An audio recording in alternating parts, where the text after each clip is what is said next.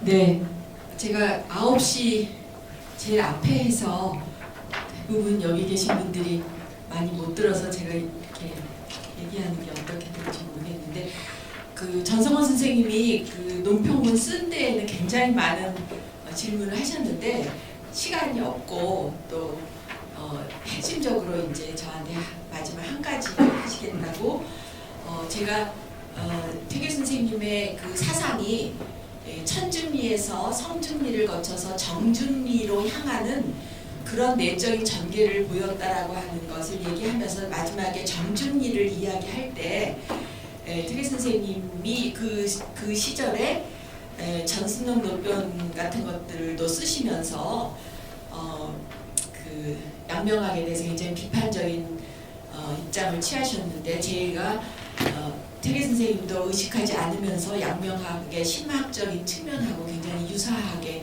이렇게 측면을 보인다는 그런 얘기를 했더니, 제가 그 양명학과 그러면은 퇴계학의 차이 내지는 같은 점이 뭐라고 생각하느냐, 굉장히 핵심적인 그 질문이신 것 같아요. 근데 제가 발표한 이후에 많은 분들이 그 퇴계 선생님에 대해서 발표하신 것들이 지금 바로 이 비둔의 삶이라든가, 아까 또 퇴계 선생님의 12곡을 마지막에 궁극적인 퇴계 선생님이 지향하신 뜻이 종심소욕 분류구라고 한다던가, 이런 식으로 이제 정이라고 하는 그런 측면을 이렇게 포괄해 가셨는데, 퇴계 선생님의 그 사유의 스타팅 포인트는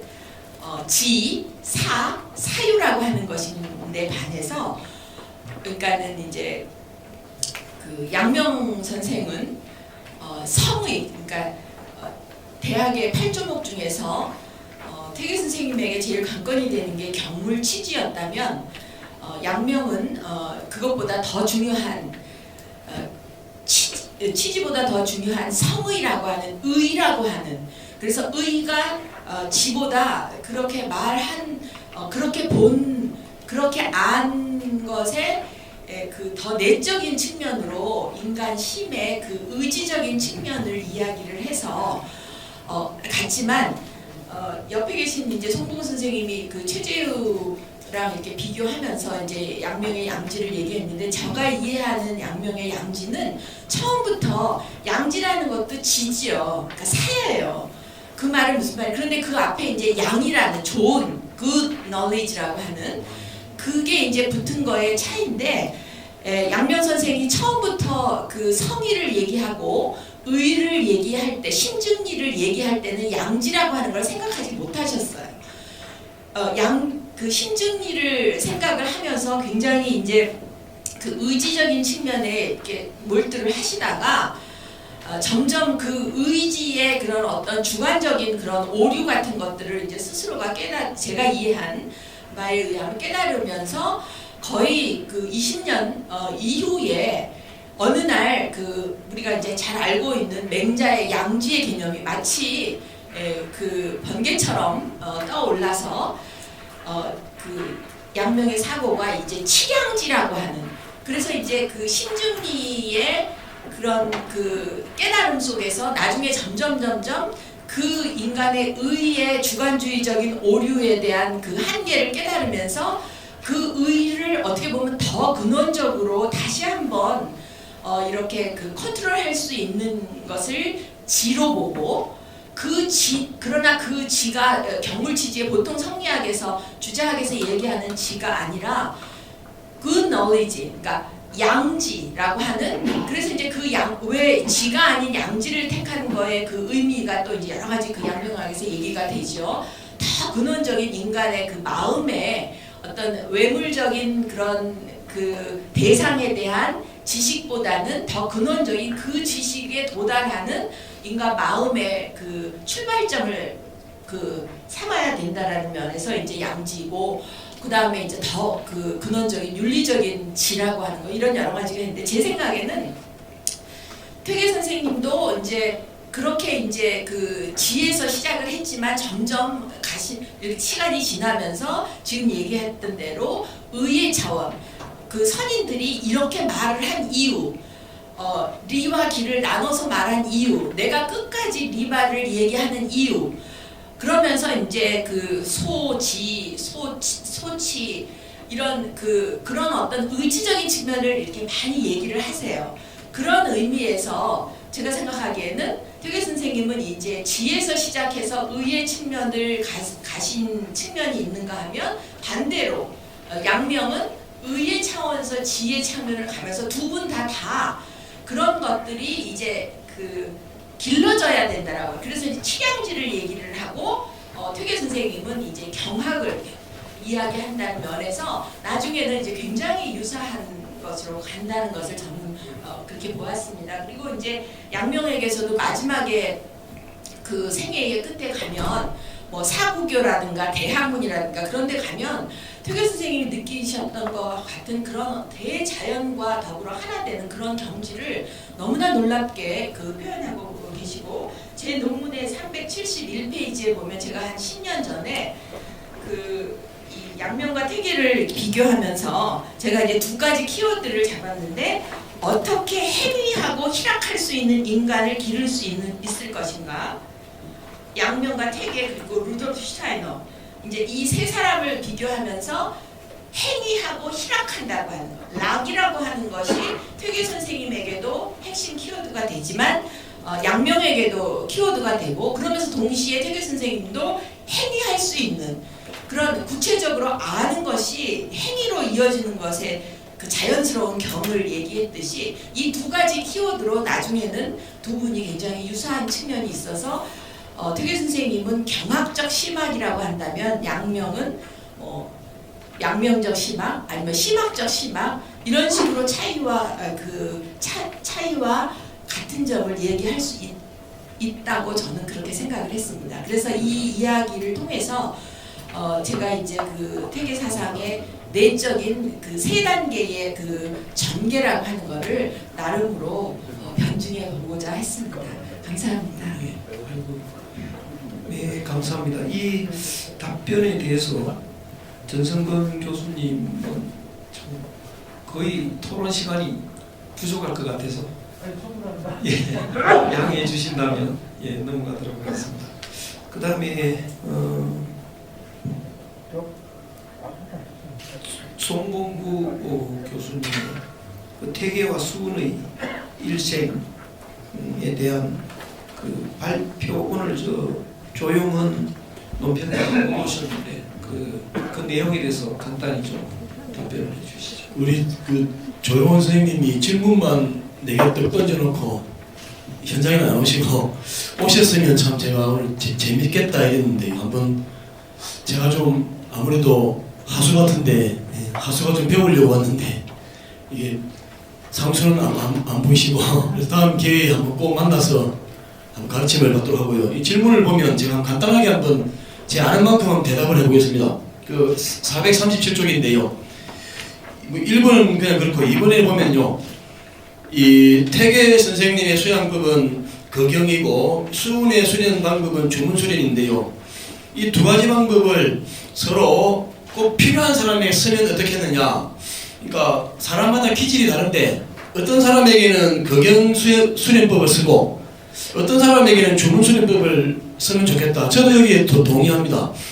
여기 이제 비슷한 게 지금 불교에도 있습니다. 불교에도 우리나라는 간화선인데요. 화두를 들고 수련하는데, 근데 이게 상당히 어렵습니다.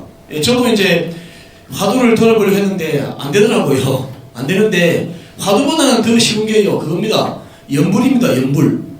나무아미타불을 줄기차게 외우면 그냥 화두를 드는 거랑 효과랑 결국 같습니다. 그래서 저도 결론 내리기를 어떤 사람에게는 화두가 맞고 어떤 사람에게는 연불수련이 맞는데 어떤 사람에게는 주문이 맞고 어떤 사람에게는 경이 맞는데요. 근데 이 경은 여러분도 아마 읽어보시면 좀 퇴계 선생님처럼 차분하고 좀 따지기를 잘하고 이런 분에게는 좀 맞을 겁니다.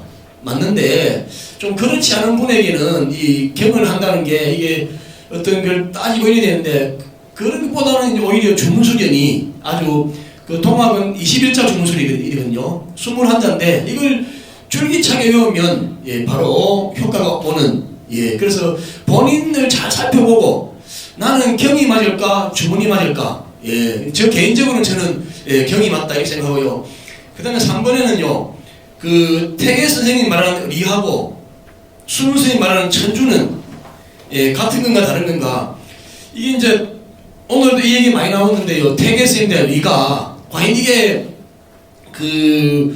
우리 뭐 리발이 있고 리동이 있고 아까 리자도가 있는데 이게 이제 그 의미가 과연 그 기독교의 그 신학적인 그 유일신적인 그런 게 있느냐 여기에 이게 상당히 이제 문제가 되는 것 같은데 이 수훈의 천주에는요 그게 있습니다.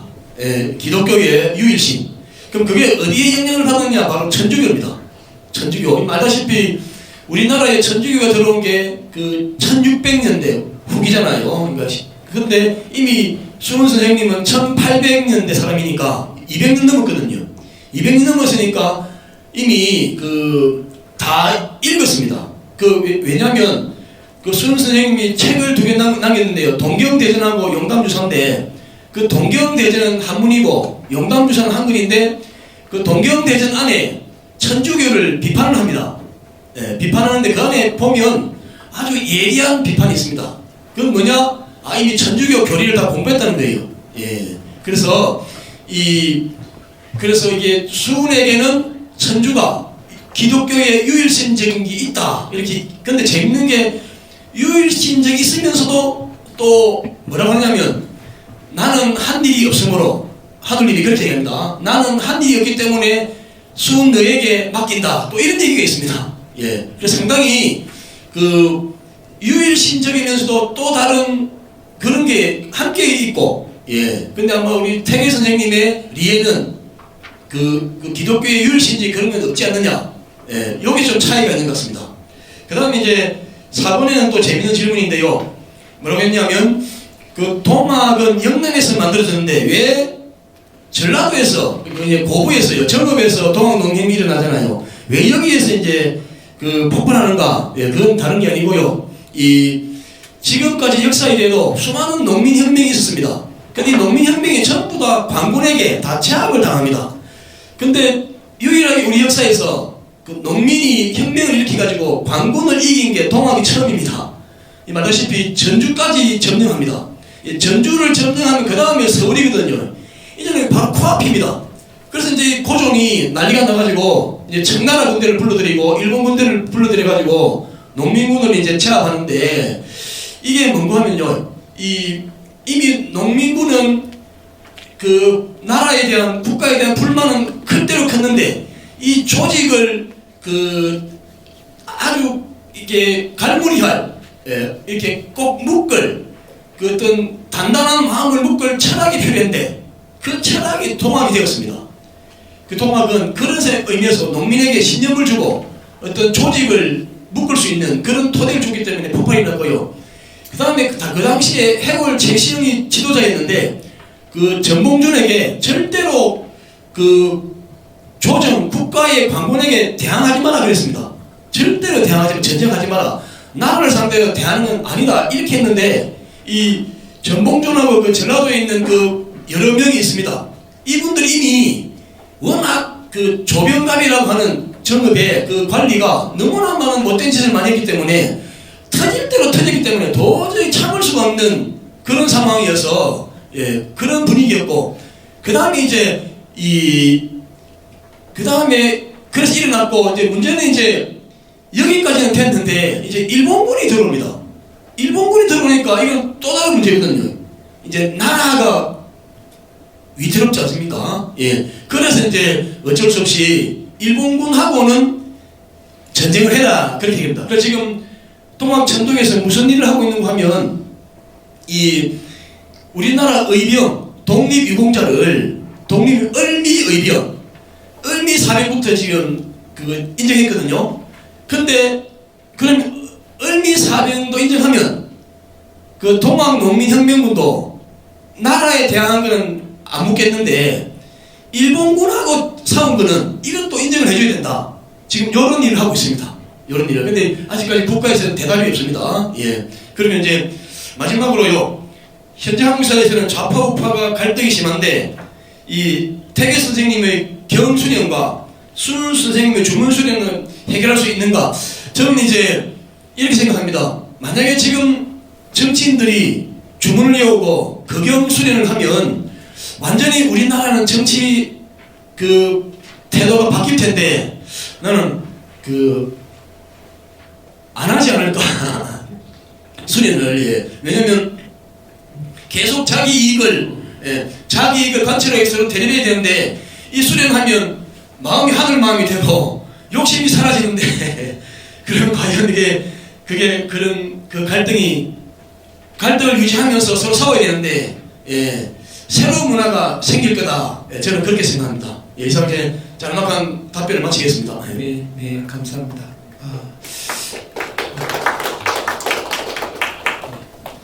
그다음에 안동준 교수님의 이 도산 12곡의 함의와 도학정신 그 논평에 대한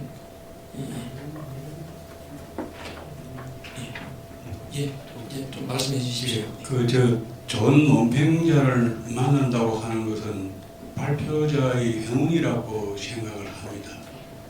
미처 말하지 못한 두 가지 점을 찍어서 이렇게 질문해 주셨습니다.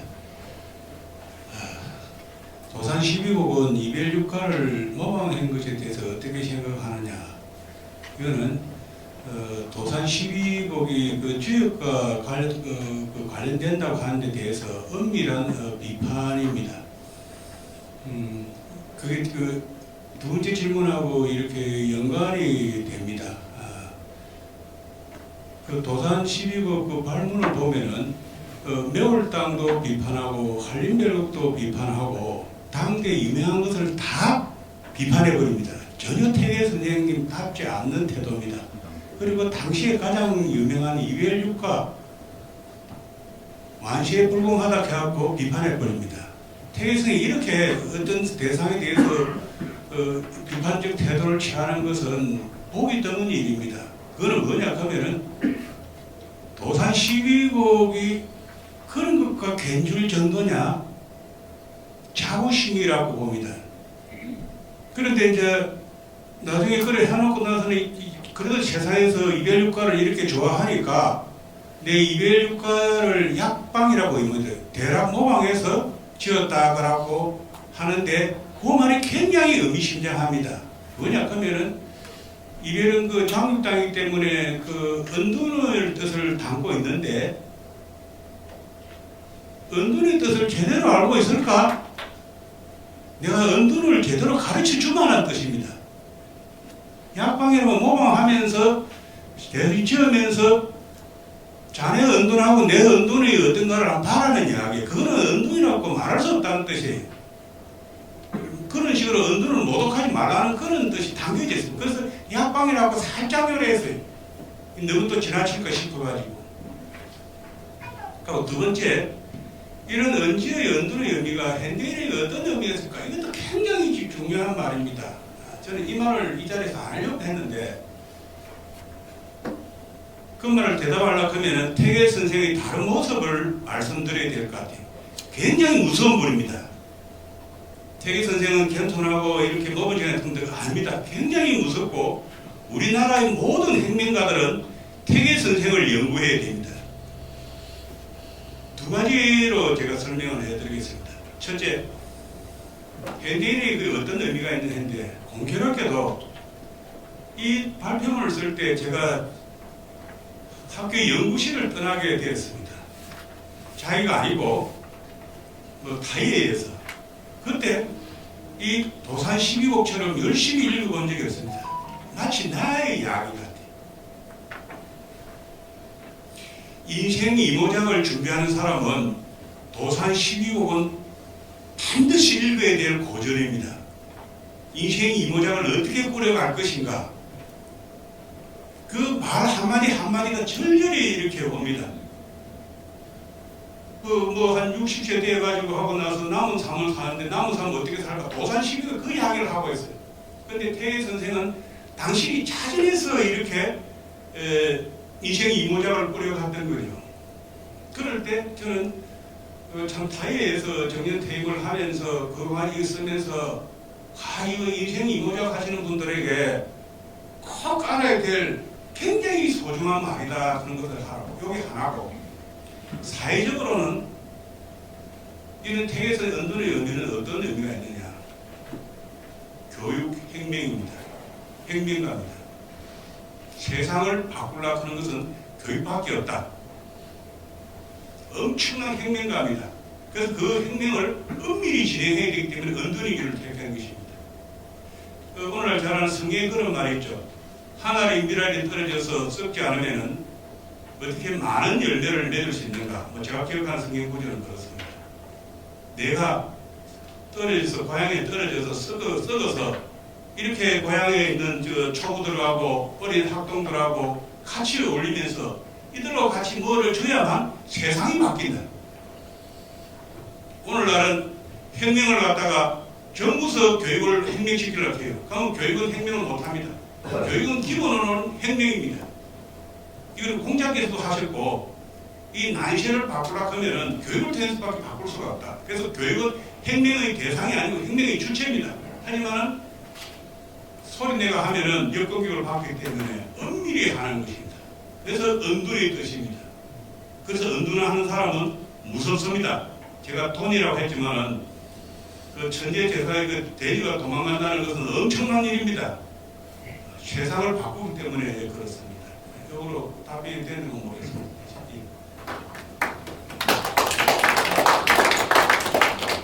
김종선 교수님 답변이 됐습니까? 네, 고맙습니다. 예. 이제 이채욱 교수님 수신에서 수신으로 아주 참신한 발표를 들었는데요.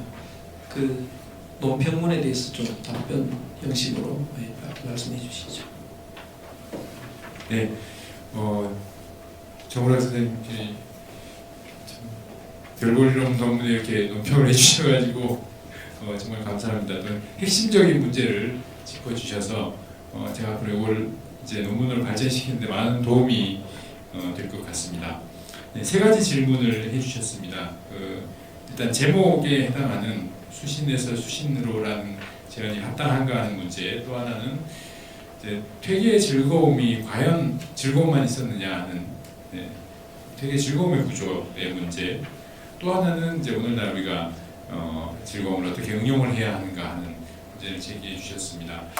네, 첫 번째 질문에는 아무래도 이 논문 자체가 지금 그 제목과 맞지 않게 요 수신에서 수신으로라는 요 핵심적인 내용에 대한 충분한 논의가 또 치밀한 어떤 논거가 제시가 되지 않았기 때문에 이런 그 질문이 당연히 제기된 것 같습니다. 그래서 이 부분은 이제 앞으로 그 보완의 과정을 거치면 일정 부분 해결될 문제라고 생각을 하는데 그 지적해 주신 바로 봤을 때 사실 지금 상태에서 이런 의문이 제기되는 건 굉장히 당연한 것 같다는 생각이 듭니다. 특히 이 지킨다라는 숫자, 지킬 숫자를 퇴계 선생은 다른 뜻으로 썼지만 그 글자의 의미 자체만 놓고 봤을 때는 일단 지킨다, 그러니까 바꾸지 않고 지킨다, 변화시키지 않고 지킨다라고 하는 그런 의미로 그런 어떤 어감으로 받아들여질 수 있는 그런 소지가 충분히 있습니다. 그러니까 요즘 보수적이다 이런 말을 하면 부정적으로 받아들여지는 경향이 강한데요. 그런 의미로 받아들여지고 조금 더 긍정적으로 느껴진다고 하더라도 옳은 것을 지키는 것, 택선 고집이죠. 택선 고집의 의미로 받아들인다고 했을 때도 너무 이제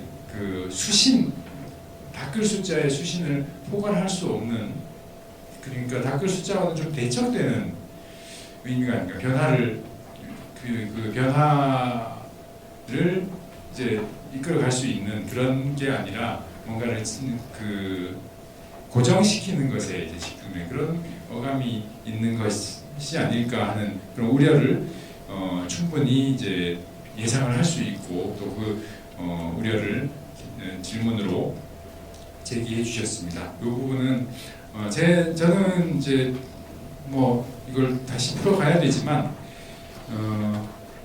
잠깐 논문에서 언급했듯이 자기 자신을 지킨다라는 그 개념을 조금 그 넓은 개념으로 보고 그 안에 당연히 다크 숫자의 수신이 좁은 의미로 포함이 될 수 있지 않을까 하는 생각을 했습니다. 그래서 그런 의미가 퇴계 선생의 문헌에는 그렇게 해석할 가능성이 담겨 있다고 생각을 합니다.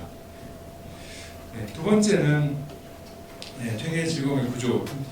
그 퇴계 선생 실제로는 굉장히 힘든 삶을 사셨고요. 괴로운 일도 많았습니다. 우중유랑 낙중유였는데 뭐 그건 당연합니다. 누구라도 즐겁게만 살 수 있는 사람은 없고, 그러니까 100%라는 건 없습니다. 100% 즐거운 사람, 100% 괴로운 사람, 100% 착한 사람, 100% 악한 사람은 없는데 그 시대적으로나 퇴계 선생의 어떤 삶에서 있었던 어떤 사건으로 봐서나 퇴계 선생이 굉장히 불행한 삶을 살아야 할 그런 상황이었습니다. 그래서 뭐 여러 가지 불행이 부인 먼저 보내고 자식도 먼저 보내고 증손자까지 먼저 보내는 그런 불행들이 있었는데 그게 꼭 즐거움을 방해하는가라고 했을 때는 그 일상에서의 불행이 당연히 불행입니다만 그것까지 없앨 수 없는 것 아니겠습니까? 그거는 주어지는 내가 어찌할 수 없는 불행이라면 그것까지 꼭 그 안에 넣어서 이야기할 필요는 없지 않았을까 하는 생각을 해봅니다. 또 하나는 이제 군자의 어떤 즐거움과 괴로움인데요.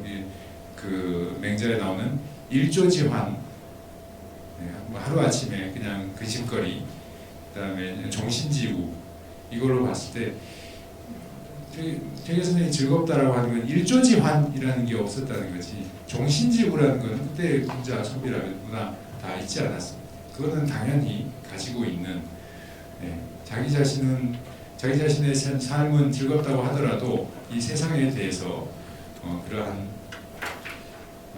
근심은 없을 수 없지 않았을까 하는 생각을 해봅니다. 세 번째는 이제 우리 시대의 즐거움을 어떻게 응용을 할 수 있을까 하는 건데요. 큰 문제입니다. 우리 시대의 문제가 사람들이 즐거움을 모른다는 겁니다. 진정한 즐거움을 모르는 시대. 그래서 즐겁고자 하는데 이제 뭐가 즐거운지 사실 모르는 시대입니다. 그냥 즐거움을 모르기 때문에 우리가 많이 가지는 게 즐겁고 많이 누리는 게 즐겁고 많이 소비하는 게 즐겁고 다른 사람의 선망을 받는 게 즐겁고 이런 부러움에 이런 어떤 왜곡된 즐거움을 추구하는 시대로 갔는데 사실 퇴계 선생의 사상을 잘 따라서 진정한 즐거움을 찾는다면 사실 그러한 즐거움은 즐거움이 아니게 되는 겁니다. 그래서 퇴계의 즐거움이 오히려 오늘날에 진정한 즐거움을 찾는 데 우리에게 도움을 어떤 시사점을 줄 수 있다라고 저는 생각을 하고요. 그러면 어떻게 해야 되느냐? 찾아야 됩니다. 이제 지금은 그 외부에서 주어진 지금 어떤 미디어에서 혹은 어떤 정보의 호수 속에서 우리에게 주입된 그런 즐거움이 아니라 자신만의 즐거움을 찾는 그 과정부터 우리가 다시 시작을 해야 된다고 생각을 합니다. 답변이 되었는지 모르겠습니다. 감사합니다. 정운학 교수님. 고맙습니다.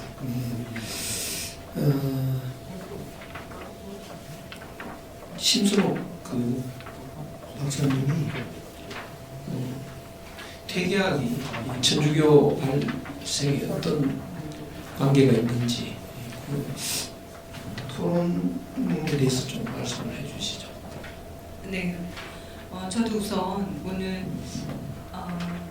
그 논평하시는 분에 대해서 이제 좀 어떻게 보면 좀 가장 피하고 싶었던 분이 논평자로 되셔서 한쪽으로는 처음엔 부담이 갔다가 나중에는 이거 참 괜찮겠다. 내가 또 좋은 그런 또 이렇게 어떤 계기가 될 수도 있겠다 이런 생각을 했는데 역시 이렇게 좋은 질문을 주셨습니다. 그리고 아까 제가 발표를 하면서 그 맹자와 그 얘기 예운 부분을 이제 나중에 통합 발표 때 말씀드린다고 했는데 그 맹자에서는 맹자 그 진심장에 그 처음에 나오는 진기심자는 지기성야요 지기성지천이라고 하는 그래서 이제 결국은 그 마음을 다 할 때에 다 하고 나서 하늘의 어떤 것을 기다리는 것이 그러한 마음의 태도 그리고 예기의 예운편은 사실 다 이렇게 예에 대한 건데 예도 사실 마음이 빠지면 안 되잖아요. 그래서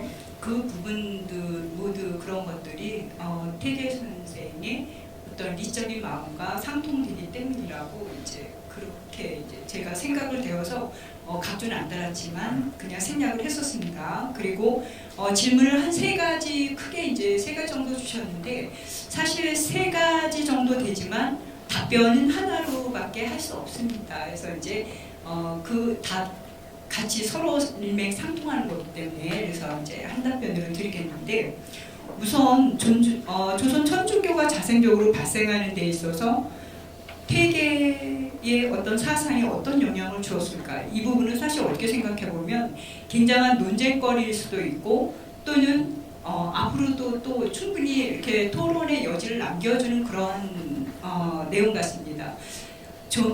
사람이 종교에 이르는 데까지는 어떤 과정이 필요한데 종교는 갑자기 내가 이제 종교를 가져야지 물론 이럴 수도 있겠죠. 근데 그럴 때조차도 어떤 그 경로가 좀 필요하죠. 그래서 보통 이제 어떤 일단 사상적으로 신의 존재를 믿는다든지 아니면 그것을 이론적으로 믿고 있어도 그것을 내 안으로 내가 그것을 받아들여서 내가 종교인이 된 어떤 그런 과정이 필요한데 그러려면은 어떤 단서 조항이 필요합니다. 예를 들면 누군가를 통해서 이제 흔히 말하는 전도라든지 아니면은 또 이제 내가 어떤 좋은 종교 관련된 책을 읽다가라든지 아니면은 어떤 극한 어려운 상황에 처했을 때 아주 굉장히 극한 어려운 상황에 처했을 때 죽음조차도 생각이 떠올라지는 그런 상황에 처했을 때 또는 어떤 굉장히 예기치 못했던 어떤 그런 뭔가 보이지 않는 존재와의 어떤 그런 체험적인 것을 통해서 그렇게 됐을 때는 종교에 이르는 그런 게 굉장히 자연스럽죠.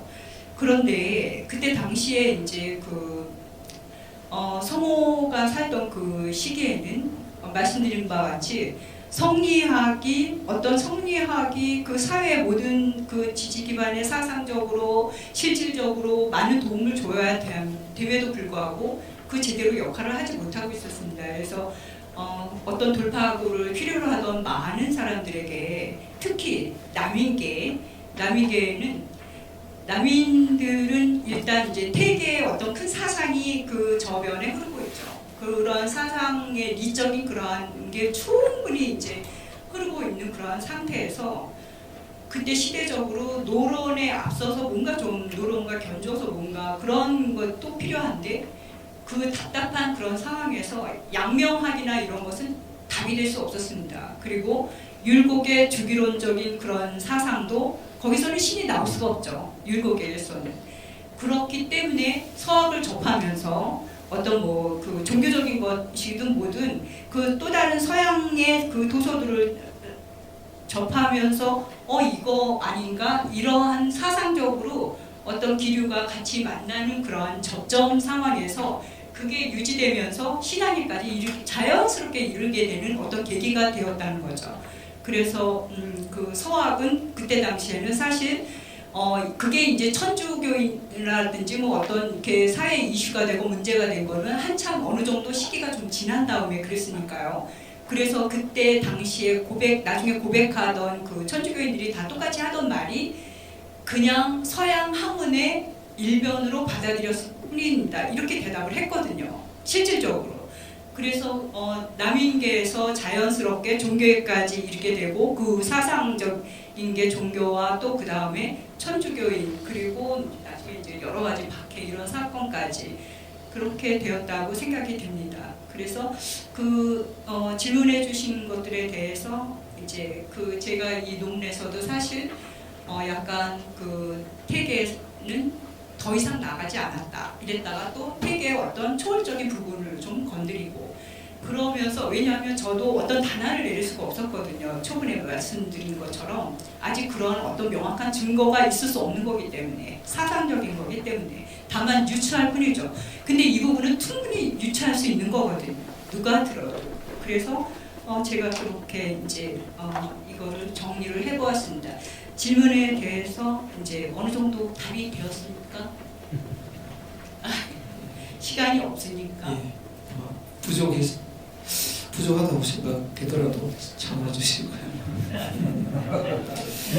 죄송합니다. 예, 마지막으로 그 송기원 박사님 KESG라는 말도 해주셨는데 좀 그 논평문에 대해서 말씀을 좀 해주시죠. 그 최돈승 교수님, 저하고 되게 닮은 부분이 있으셔서 기초 학문을 하시고 또 경제 경영을 하셔서 아마 더 그 제 좀 생소한 그런 이야기를 잘 이해해 주시고 또 예리하게 지적을 해주지 않으셨나 이렇게 생각이 됩니다.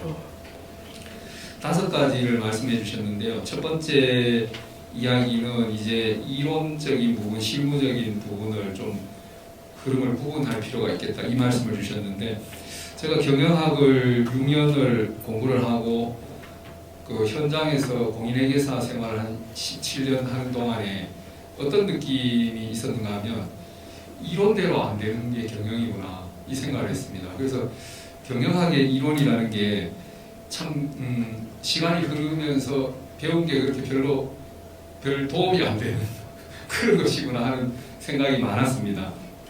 그러던 차에 이제 성대에서 다시 석박사 과정을 하고 또 이제 그 이후에 이렇게 이 도산서원 참 공부 모임 김변호 원장님 모시고 같이 여러 분자님들께 배우는 과정에서 이게 확고하게 정리가 되면서 아 경영학이 이렇게 돼야 되는구나 하는 생각을 했습니다. 그래서 이제 그 왜 그런가를 생각해 보면 이 경영이라는 말 속에 그 우리 시경에도 벌써 나오는 경지영지하는 말에 거기는 경이라는 말이 들어 있습니다. 그래서 진리의 기반이 되는데 서구의 경영학은 그런 것이 아니기 때문에 리더십 이론만 봐도 수많은 리더십 이론이 상황에 따라서 계속 변합니다. 변하다가 결국에 와서는 이제 오센틱 리더십 그렇게 해서 진성 리더십 이런 얘기가 나오는데 그게 어디로 수렴해 오는가 하면 우리 전통으로 수렴해 옵니다. 그래서 우리 전통은 리더십 그럼 한 가지밖에 없습니다. 그냥 덕 이러면 끝납니다. 한 글자로. 그 안에 다 들어 있습니다. 그게 혁신도 들어 있고 뭐 진성 뭐 이게 다 들어 있습니다. 카리스마도 들어 있고 필요할 때. 그게 전부 다 마음의 문제이기 때문에. 그래서 그 말씀으로 좀 대신하고요. 제가 이론에 좀 약하기 때문에 이렇게 대충 얼버무리는 측면도 있습니다. 경영학 이론에. 또 그 다음에 두 번째 말씀, 또 되게 중요한 말씀인데 ESG의 개념적 태동, 좀 더 근원적인 관점에서 세 번째도 마찬가지로 KESG에 대한 최근 동향 뭐 이런 거 평소에 제가 말하고 다니는 내용이긴 한데 기회가 되면 또 같이 논의하면 좋겠고요. 네 번째 말씀은 이제 세계 사상이 이런 기업 관점을 다루는 것은 아니지 않느냐 이런 말씀을 하시고 세계 사상은 자연 속에서 인간의 삶을 어떻게 바라볼 것인가를 폭넓게 다루고 있다. 이 말씀도 틀린 말씀은 아니지만 그 세계 사상은 기본적으로 우리의 일상에서 우리가 어떻게 살아야 되느냐, 인간관계를 어떻게 유지하면서 살아야 되느냐 이런 말씀이 들어있고 아까 제가 발표할 때도 말씀드렸습니다만 그래서 중하위육 또 그 위방지역 재기준 그 국가 경영하는 거 다 그 안에 들어있다고 일축을 하신 거거든요. 그러면 국가 경영도 들어있으면 기업 경영도 당연히 그 안에 다 들어있다 이렇게 얘기할 수 있습니다. 그래서 이제 그렇게 말씀드릴 수 있고 이 위정편을 자세히 다루지 않으신 이 원리가 태계 사상에 들어 있습니다. 그다음에 그 다음 페이지에 이제 5번째 마지막 말씀은 이 연구해야 될 분야는 굉장히 많습니다. 이것이 이렇게 접목이 되면 연구할 게 굉장히 많은데 제가 지금 연구하고 있는 내용도 내년에 아마 그 2가지를 해야 될 것 같은데, 하나는 아까 송봉구 교수님 말씀하신 거하고 연관이 되는데 그 수양하는 방법이 개인별로 차이가 있습니다. 이 앉아서 명상하는 방법도 꿇어 앉아서 하느냐, 또 정좌를 하느냐, 뭐 반가부좌를 하느냐, 이게 사람마다 다릅니다. 효과가. 또 이런 주문을 하는 그런 수련도 어떤 사람에게 효과적이고 어떤 사람에게 덜 효과적이고 이런 게 있습니다. 그 한의학 하시는 분들은 사상 체질에 따라서 명상법을 또 연구를 하고요. 또 남녀에 따라서도 다르다 이런 연구를 하고, 질병에 따라서도 뭐 이런 명상법이 다르고 이런 게 있습니다. 그걸 저도 이제 연구를 좀 시작했습니다. 또 하나는 이제 이런 기후 변화에 대한 적응하는 방법으로서 회복력, 그것은 또 임상 실험이 필요합니다. 그래서 제가 김종선 교수님께 부탁을 드려서 같이 좀 그거는 연구를 해야 되지 않을까 이런 생각이 듭니다. 박수를 쳐주셨으니까 네, 함께 하는 걸로 하고요. 그런 연구할 부분이 많은데 제가 그 말씀을 미처 정리를 안 했습니다. 그 다음에 이제 그런 구체적인 논의, 특히 K컬처와 한류에 대한 이야기는 너무 갑작스런 화제의 전환인 것 같습니다 했는데, 그 부분은 제가 아마 상세하게 적어놨습니다. 556페이지에 가운데쯤에서부터 ESG와 K컬처의 공통점은 밝고 따뜻한 마음이 이뤄내는 새로운 생명의 문화라는 점이다. 이렇게 정의를 해놓고 그 밑에 그 문단 전체가 그런 설명입니다. 그래서 짧은 내용이지만 그렇게 정리를 했다는 말씀을 드리고요. 이제 마지막으로 한 가지, 이제 경영학의 논문을 쓰려면 사실은 굉장히 어렵습니다. 그 연구 방법론을 가지고 얘기를 하기 때문에 저도 그래서 박사학위를 받고 나서 그 경영학 쪽에 논문을 하나 냈더니 연구 방법론을 언급을 하시더라고요. 그래서 처음에 이제 태자를 맞는구나 했는데, 그러면 이제 우리 전통의 연구 방법이 뭐가 있을까 하고 생각을 해보니까 그 성악십도에도 보면 그 맹자에 나오는 신조자득이라는 그 얘기가 있지 않습니까?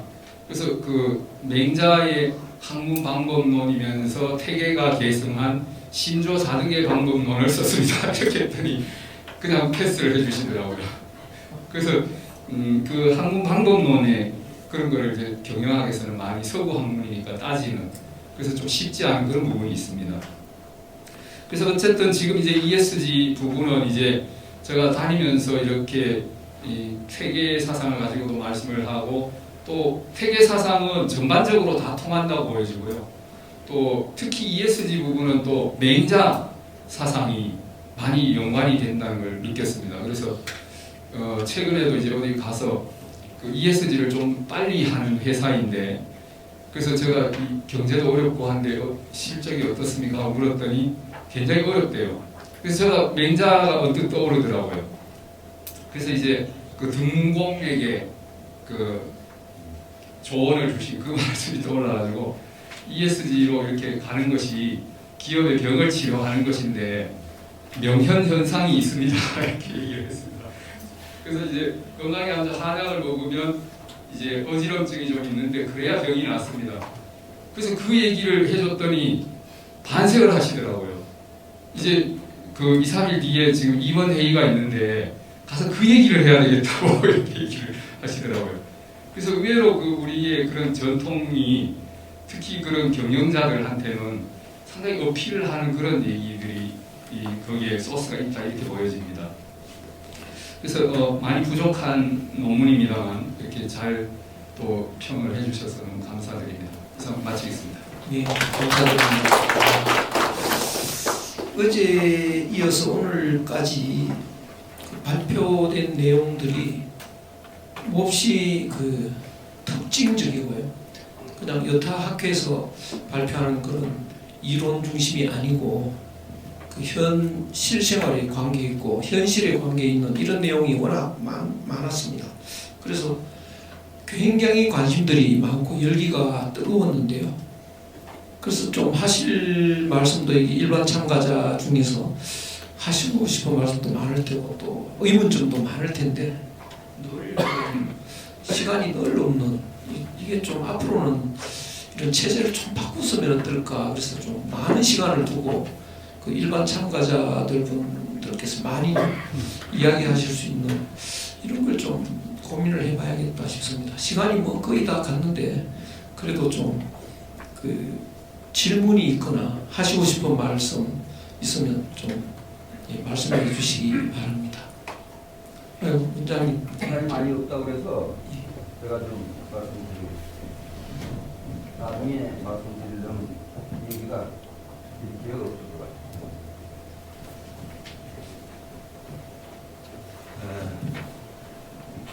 정말 오늘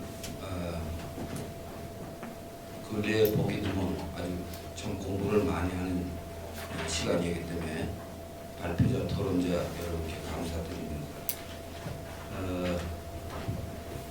첫 번째 우리 이은선 교수님 자주 뵈면서도 정말 오늘 큰 공부를 했습니다. 나중에 또 계속해서 여쭤볼 수가 있는 기회가 있기 때문에 넘어가고, 두 번째 우리 손봉규 교수님께서 퇴계 선생과 수은 선생 간의 여러 가지 아주 노력해서 공력이 엿보이는 비교를 해주셔서 굉장히 감사합니다.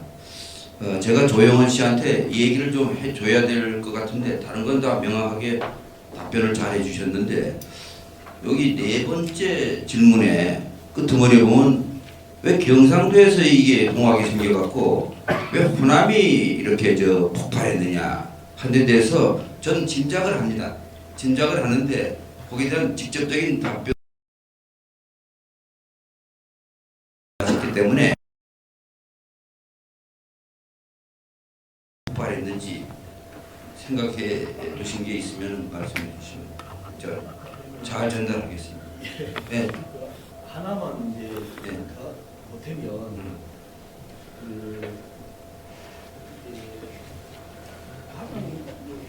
다른 이유가 있지만 제가 얼마 전에 가보니까 전라북도 부안을 갔다 왔는데 야 거기 가보니까 경상도하고 평야가 차원이 다르더라고요. 경찰은 그 문제가 아닌가? 예. 맞지? 예, 맞습니다. 그 다음에, 예, 감사합니다. 그 다음에 이 도산 12곡. 연구는 우리 안동희 선생님이 많이 하시지만 노래는 제가 더 많이 부를 겁니다. 저 매일 부릅니다. 아침 산책하고. 아주 관심 있게 들었고, 특히 주역하고 비돈하고 이렇게 관련해서 해주었기 때문에 정말 공부 많이 됐습니다. 교수님 지적하신 것에 대해서 조금 뒷받침하는 말씀도 드리면서 조금 더 제 의견들을 달아볼까 합니다. 우선 퇴계 선생님께서 인생 후반부를 잘 사시기 위해서 노력을 하셨다. 뜻 있는 사람은 많이 공부했으면 좋겠다는 말씀, 또 교육 혁명가 수준으로까지 하셨다는 부분에 대해서는 상당히 동의합니다. 퇴계 선생의 목표는 소원선인다고, 소원선인다의 궁극의 목표는 살기 좋은 세상입니다. 그렇기 때문에 사람은 착하고 세상은 살기 좋은 세상이 되기 위해서 각자가 바뀌어야 되는데, 임금한테 기대할 수 있습니까? 그러니까 정암도 실패를 거기서 찾기도 하고, 그래서 선조 임금한테 보니까는 아니거든. 그래서 물러났어. 그 전에 명종 임금 보니까 아니거든. 물론 안 올라갔어. 할 수 없어 올라가기로 했잖아. 그런 쪽에서 볼 때 정말로 이 사람을 바꾸기 위해서는 두 가지 방법이 있다고 생각해요. 우선 지도자를 양성하는 것과 그리고 간접 교육만 할 게 아니라 직접 교육하고 두 가지가 있어요. 간접 교육을 해서 지도자 양성을 해서 공립학교에 기대하지 않고 사립학교를 만들었어요. 퇴계 서원 창설운동이 바로 그것이라고 생각합니다. 많은 제자들한테 강조했어요. 두 번째, 이런 간접 교육만 가지고서는 선생님이 너무 급하신 거예요. 그래서 직접 교육이 뭐냐면은 바로 한문을 모르는 사람한테 어떻게 할 거예요? 퇴계 선생님 때 마이크가 있습니까? 아니면 뭐 줌이 있습니까? 오직 할 수 있는 것은 노래 부르고 하는 거라. 본인은 작곡 능력이 없어.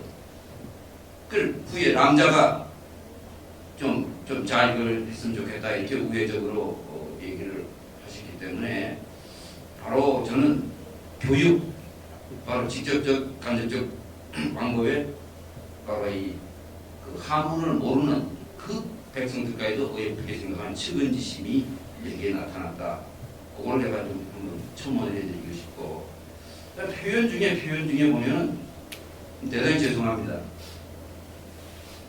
같은 표현도 있을 텐데 왜 무서운 분 이런 표현을 씁니까? 치밀한 분, 아주 정말 심려가 깊으신 분. 그래서 어떤 사람도 약간 어려운 분, 그 험한 세상에서 그런 훗날 완인이라고 했는 그런 분한테 교수님 그런 뜻을 하시지 않았다고 생각합니다만, 많은 사람들이 요즘 학명으로 이런 해석을 하거든요. 그래서 무서운 분이라고 할 때, 야, 되게 무섭다 했다면 되게가 이건 90% 이상의 그것을 다른 사람들이 오해할까봐 교수님께서 제가 좀 이렇게 건의를 드립니다. 제가 도산서원 원장입니다. 세 번째는 우리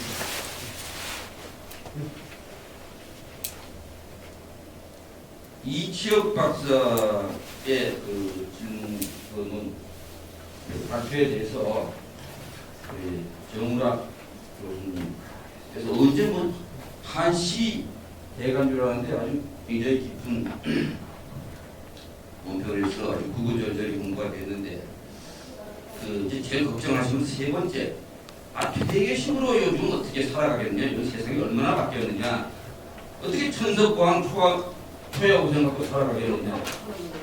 전마 매일 노래 부르면서 초야우생 천석광으로 요새 살아가기가 어렵다고 생각을 합니다.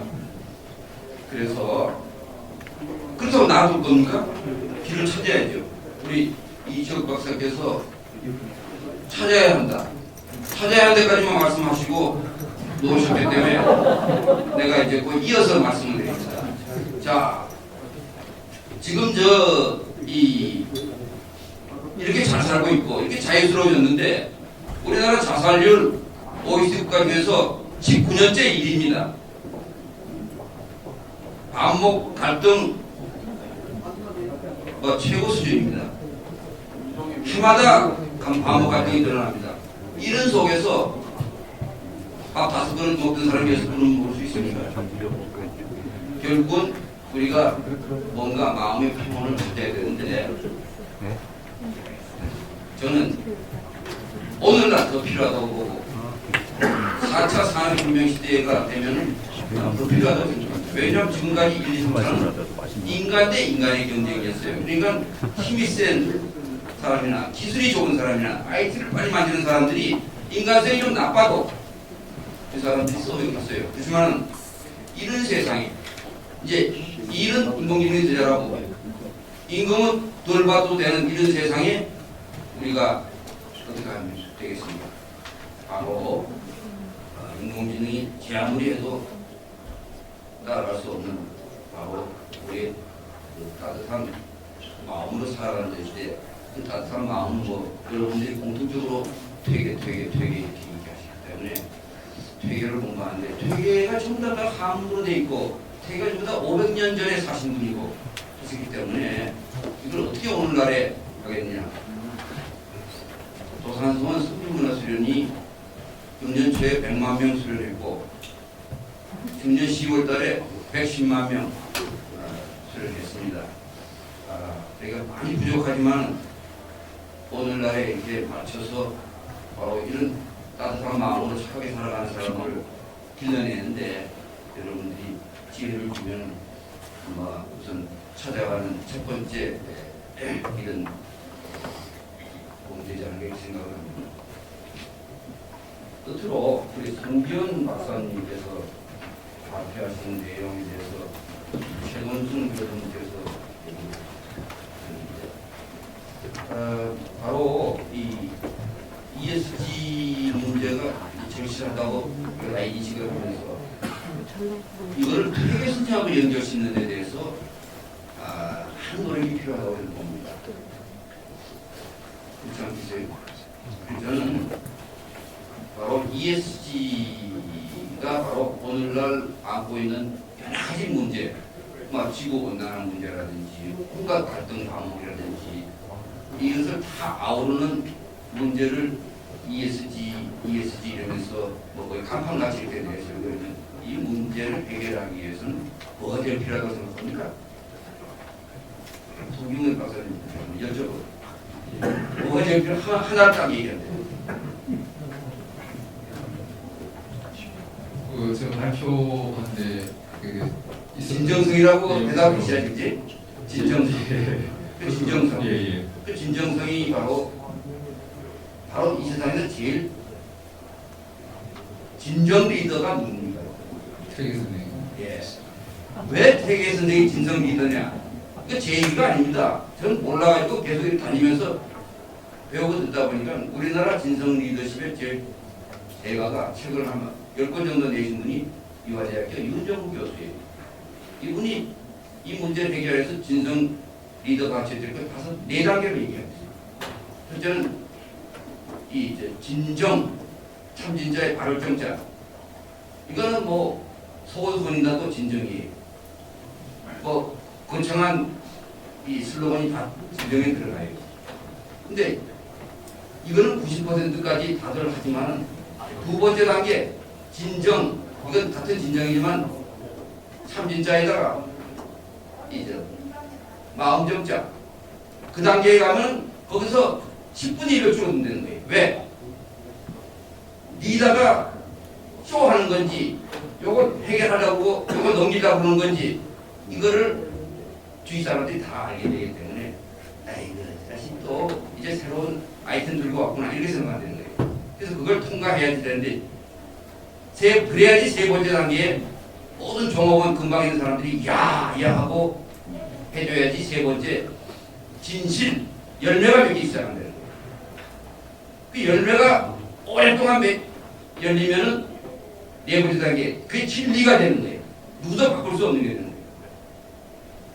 저는 퇴계 선생이야말로 바로 이 진리 단계까지 갔었는데 우리가 공부가 짧아가지고 이걸 제대로 전달이 못한다. 그래서 이분들이 이 진정 리더십 공부한 사람들이 지금 뭘 공부하냐면 성악식도를 공부하고 있는 거예요. 송기현 박사가 지금 사회생 활동하다가 지금 유학 철학을 해서 성악식도 하듯이 이분들도 이런 거 세상의 진성 리더십자 연구하다가 퇴계에 꽂히고 퇴계 중에서 성악식도 이래가지고 성악식도를 공부하는데 맨 마지막에 변론사가 마지막 12월 13일날 뭐를 이 변론사마 얘기를 할 때 저보고 그러는 거예요. 말이 됩니까? 송기현 박사 있고 이광옥 교수도 있고 여기 아이들이 있어서 그 얘기하니까 많이 아는 사람보다도 저하고 아는 사이니까 저가 뭐라고 해서 안 갈 수 없어 이제 간다고 했습니다.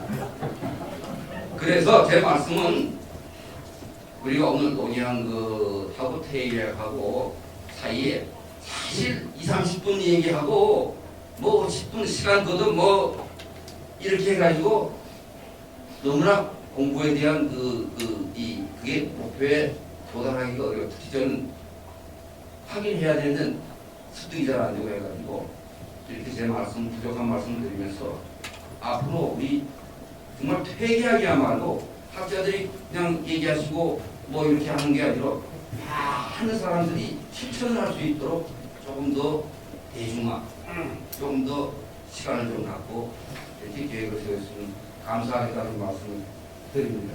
예, 이건 뭐 질문도 아니고 토론도 아니고 그냥 저의 한을 얘기했습니다.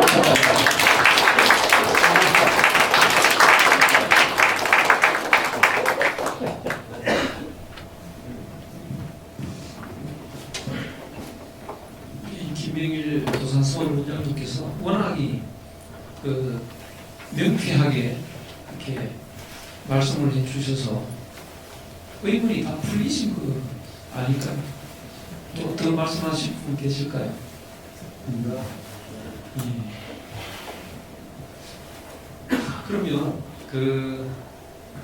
이 오후 발표회는 이것으로 마치고 폐회식으로 이어가도록 하겠습니다. 예, 그러면